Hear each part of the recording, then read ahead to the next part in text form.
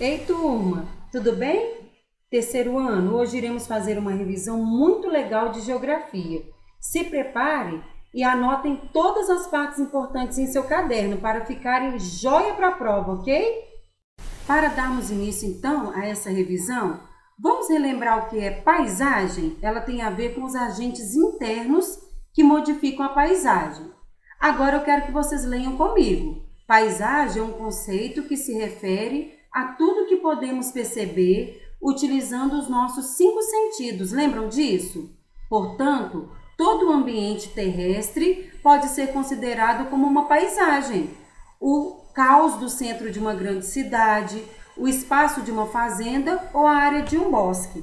Então, nesse slide, eu falo o quê? Que tudo que percebemos em nosso meio é uma paisagem e que ela pode ser natural ou humanizada. E devemos lembrar também, gente, que a paisagem ela vive em constantes modificações. Bem, iremos retomar sobre os agentes naturais internos que podem modificar a paisagem. Nós já vimos sobre isso nas aulas anteriores. Mas como assim, professora? Como que nós vamos ver isso novamente? Não, nós vamos relembrar. As transformações podem ocorrer de dentro para fora do nosso planeta, lembram disso? Vamos ver um pouco e relembrar sobre o interior da Terra. Quando eu falo interior, é a parte de dentro do nosso planeta. Quem lembra sobre as características das camadas da Terra? Anteriormente, em outro slide, eu usei o quê? O ovo. Lembram disso? Que eu mostrei o ovo para vocês, parti, mostrei que cada parte daquela representava uma camada da nossa Terra. Sei que vocês lembraram direitinho. Então vamos lá? Vamos ver quem lembra. Quais são as camadas básicas da Terra? Quem pode me dizer? Ah, muito bem! Quem respondeu núcleo, manto, crosta terrestre, também conhecida como litosfera. Coloquei aí para vocês algumas características para relembrarem. Vamos lá. O que nós podemos falar sobre a crosta terrestre ou litosfera? Que é a parte de fora, a parte externa. Ah, ela é sólida, é a camada do relevo onde vivemos, não é isso? Ela é formada por um conjunto de placas. Alguém lembra o nome dessas placas? Ah, as placas tectônicas, que irei falar daqui um pouquinho sobre elas. Bem, e a outra camada, gente? Que é essa do meio aí, vamos ver. É um manto, ela é bem pastosa, está abaixo da crosta terrestre, não é mesmo? E é composta pelo quê? Minerais, conhecidos como magma. Lembra que eu falei para vocês que ele é bem quente e que a temperatura nessa camada da Terra é bem alta? Olha, agora vamos lá para o núcleo, bem lá dentro da nossa Terra, bem dentro do interior mesmo. Lembram da gema do ovo? Isso, ela fica bem guardada, não é mesmo? Assim também é com o núcleo. Ela é a camada mais interna da Terra e difícil do homem chegar, pois a temperatura é mais alta do que a do manto. Falamos das camadas básicas da Terra e eu citei lá, lembram na crosta terrestre que eu falei sobre as placas tectônicas? Nesse slide eu coloquei aí para vocês, olha que legal, coloquei bem separadinho para vocês lembrarem que elas são o quê? Grandes blocos de rochas, como se fosse um quebra-cabeça. Quem aí já montou um quebra-cabeça? As placas são assim, elas se encaixam, olha que legal, elas parecem peças de quebra-cabeça.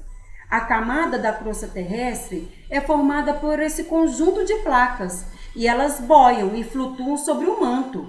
E nós nem conseguimos perceber, não é mesmo? Alguém imaginava que nós ficaríamos flutuando sobre o manto? Mas elas se movimentam o tempo todo.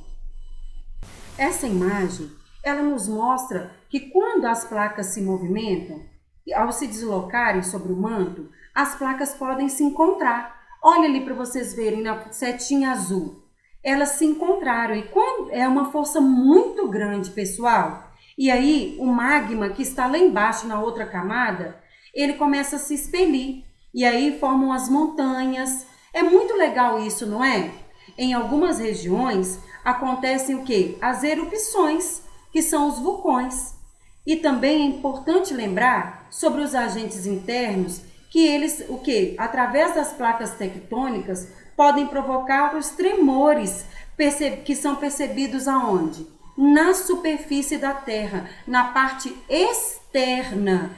E são o quê? Os famosos terremotos, pois acontecem na parte interna e são sentidos na parte externa da nossa Terra. E os abalos sísmicos também. Eles acontecem dentro da Terra e sentimos na parte externa. Eles são capazes de transformar rapidamente as paisagens, deixando a Terra destruída, porque dependendo da força com que as placas tectônicas se batem, acontece isso. Posso dar como exemplo também? Olha aí, na setinha pequenininha, a erupção dos vulcões, que quando o magma é lançado para a superfície, acontece o quê? Mudanças bruscas na paisagem. Nesse tema, a natureza faz esculturas. O que nós podemos pensar sobre isso? Vai ser sobre os agentes externos, né? Além das forças internas que alteram o relevo de dentro para fora, também existem as forças externas que modificam o planeta constantemente. E aí, nós vamos relembrar algum deles. Vamos lá? Olha aí para vocês verem. O primeiro é a erosão.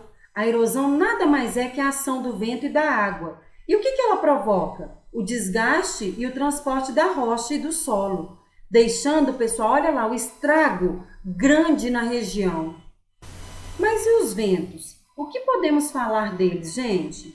Eles são capazes de quê? De transformar as formas da paisagem, às vezes fazendo lindas esculturas naturais, em pedras, em rochas, mas às vezes destruindo tudo o que tem pela frente. Olha essa imagem de uma ventania muito forte em uma cidade.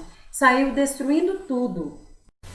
Então falamos da erosão e falamos dos ventos. E as águas? Nosso planeta é rico em águas, não é mesmo? Ela é um agente natural e transforma. Como que ela transforma? Ela pode provocar grandes erosões. Mas através de quê, gente, que ela pode transformar e modificar o ambiente? Com a força da chuva, com o movimento das ondas. Quem aqui já foi à praia? Já viram as ondas do mar batendo? A força que bate nas rochas? E aquilo ali vai fazendo com que a rocha fique desgastada e vai modificando, vai transformando a rocha. E também o curso dos rios, né? A força que a água bate e faz com que o curso do rio seja modificado. Por isso, pessoal, é muito importante a conscientização. Olha aí, a ocupação das margens dos rios pelo ser humano. Essa ação, eles retiraram toda a mata. E isso não é legal, porque quando é retirada a vegetação natural, as margens ficam à mercê de tudo, da água, e a força leva tudo. Por isso que temos que tomar conta sempre da tão famosa mata ciliar, ou aquela mata que eu já pronunciei para vocês, mata de galeria, lembram disso? Eu trouxe para vocês para mostrar a mata ciliar ou mata de galeria. Eu já havia explicado sobre isso, mas eu gostaria de relembrar. Olha a primeira imagem aí, gente. É do curso de um rio, com a mata ciliar predominante. O que é? Que é natural deste lugar, protegendo o quê? O leito dos rios, que é a parte da beiradinha aí do rio. Quando nós retiramos essa vegetação, olha o que acontece. Olha aí na segunda imagem. A mata fica o quê? Aberta, né? E aí o rio vem com a força e leva todo o solo. Ele fica desprotegido, deixando barrento, olha na terceira imagem, e com graves problemas de erosão ou de desmatamento. Relembramos, pessoal, as intervenções feitas primeiramente pelos agentes internos, não foi?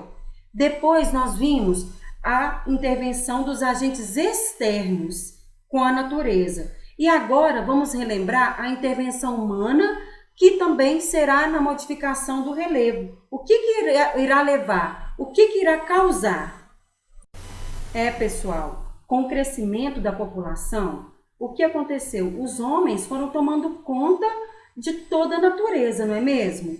E aí, a se tornar o quê? Agravantes todas as ações humanas, provocando o quê? Processos erosivos. E uma das principais causas da erosão, qual é? Eu coloquei para vocês, o desmatamento. Quando retiramos a cobertura vegetal, olhem lá, observem, deixamos o solo exposto à ação de quem? Dos agentes naturais, como as chuvas e os rios. E aí carregam toda a parte do solo, podendo provocar tragédias. O outro aí é o deslizamento de terra. Olha essa via. Será que essa via ela já estava aí ou ela que entrou no lugar da natureza? Isso acontece com frequência em nosso país, em períodos chuvosos, pois a água vai se infiltrando e acumula no solo, que desce pela encosta, e aí o que acontece? Derruba tudo por causa do excesso de água que fica acumulada. Nossa revisão está cada vez mais interessante, não é mesmo? Vocês já tinham esquecido alguma coisa? Vamos ver agora sobre as unidades do relevo. O que é relevo mesmo? De que ele é constituído? Vamos ler? Leiam comigo. Existem na superfície terrestre várias formas de terrenos, e essas diferenciações constituem o que se convencionou chamar de relevo. O relevo é, basicamente, o modelado terrestre, ou seja, as formas que constituem a superfície do planeta Terra. Então, gente, o que podemos concluir? Que o relevo pode ser definido como as formas da superfície terrestre. Muito bem.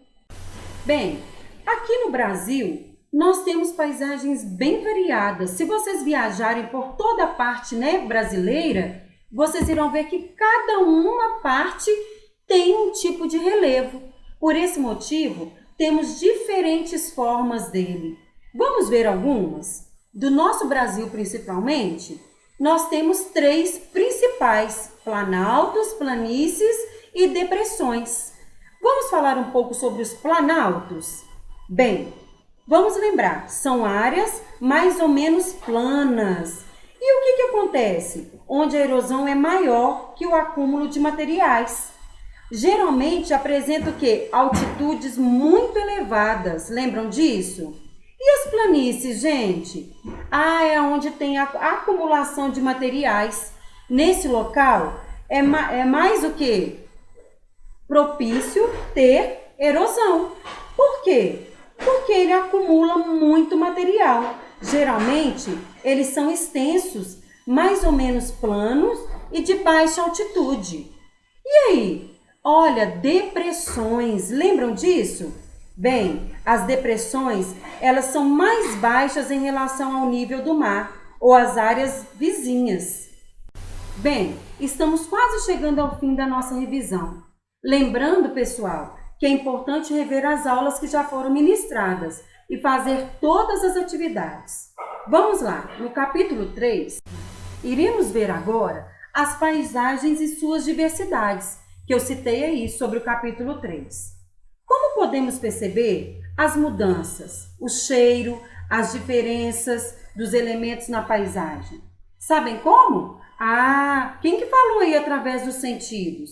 Pois tudo o que sentimos, percebemos, compõe a paisagem natural ou humanizada. Lembram disso? Eu disse que tudo que compõe a paisagem, ela pode ser natural ou humanizada. Bem, o homem atua como um observador. Como assim? Ele consegue perceber as formas, o que mais? As cores e os movimentos na paisagem, não é mesmo? Ele observa a paisagem natural. Tudo que foi criado pela natureza, sem nenhum toque humano. Então, ele consegue perceber as formas, tudo aquilo que tem na natureza. E na paisagem humanizada?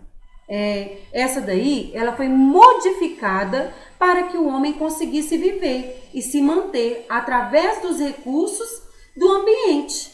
Devemos lembrar que a própria natureza, ela mesma se transforma, não é mesmo? A todo momento a natureza vive se transformando. Essas paisagens, elas são transformadas. E o homem também, ele, de uma maneira ou de outra, ele também transforma a paisagem, seja ela planejada ou não. Para compreendermos melhor os espaços, olha aí, paisagens representadas. Eu disse que nós temos lá paisagem que foi planejada e aquela que não foi planejada, porque teve o quê? Toda a estrutura que o homem mexeu, não é mesmo? E esses espaços, como eles estão organizados?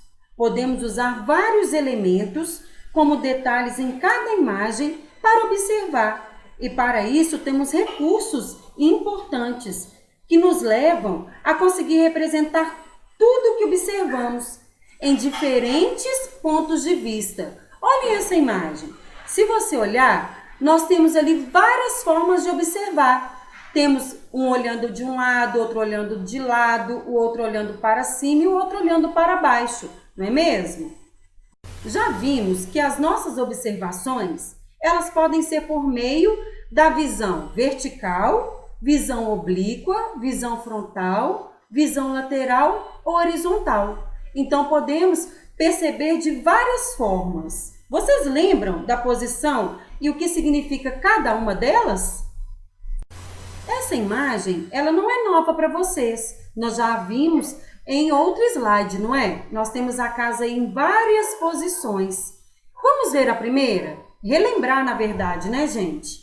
Visão frontal e lateral. Olha ali, eu coloquei as duas separadas, mas porque elas têm muito a ver uma com a outra, né? É a vista de frente ou dos lados de uma casa ou de algum objeto. Temos também, olha a outra, visão oblíqua. Lembram dela? É a visão vista de cima e de lado, como se nós estivéssemos em pé em frente ao objeto. E temos também a visão vertical. É totalmente vista de cima para baixo, como se eu tivesse tirado o teto da casa, não é? Muito bem! As paisagens e tudo que nós observamos, elas podem ser representadas através do quê? De uma fotografia, mas também tem outras formas. Alguém pode me dar um exemplo de alguma delas?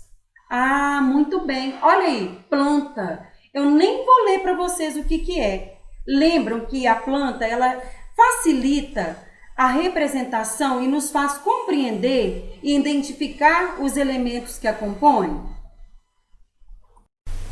Olha aí outra representação, o mapa. Todos nós temos acesso ao mapa, não é mesmo? Lembram que na aula anterior eu falei sobre o mapa que existe no GPS, no celular? Ele nos dá a possibilidade de quê? De nos orientarmos a respeito de uma região, de um local, entre outras coisas. Mas temos que lembrar uma coisa, gente, que o mapa, ele só nos dá informação precisa se você estiver lendo ele através de uma legenda, se ele estiver bem explicadinho. Olha o famoso croquis aí, gente. Ah, nós podemos fazer um croquis do que nós desejarmos. Eu posso desenhar agora a minha sala, a sala de aula, a gente aqui assistindo as nossas lives. É muito legal. Sabe quem gosta de croquis? Os geógrafos e os arquitetos, porque eles fazem isso do trabalho deles. Eles fazem um esboço primeiramente, com um desenho que não precisa de ter preocupação com detalhes. Esse tipo de visão apresenta uma vista de cima e de lado. Lembram que eu falei para vocês, lá no mapa, que nós precisamos de uma legenda e que ela é precisamente necessária? Então, as legendas, elas são o quê? A interpretação de um mapa. Nada mais é do que isso.